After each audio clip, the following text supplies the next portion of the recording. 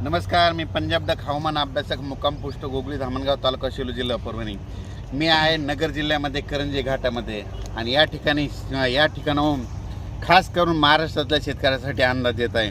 तर सर्व शेतकऱ्याला सांगू इच्छितो की आता काय करा, 1, 2, 3 जुलैपर्यंत शेतातले काम आटपून घ्या, कारण की राज्यामध्ये 4 तारखेपासून ते 10 तारखेपर्यंत जोरात पाऊस पडणार आहे, मुसळधार पडणार आहे, वडे नाले पडणार आहे, म्हणून हा अंदाज सगळ्या शेतकऱ्यांना लक्षात येतात। एकंदरीत परिस्थिती बघितली तर राज्यामध्ये आपण सांगितलं होतं की 27, 28, 29, 30ला सगळीकडे चांगला पाऊस पडेल, म्हणून सगळीकडे राज्यात पाऊस चांगला झाला।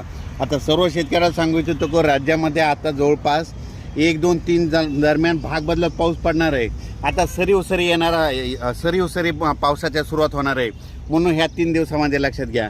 म्हणजे 1 जुलै, 2 जुलै, 3 आणि 4 जुलैपर्यंत राज्यामध्ये आता सरीचा पाऊस येणार आहे, म्हणून हा अंदाज लक्षात घ्या।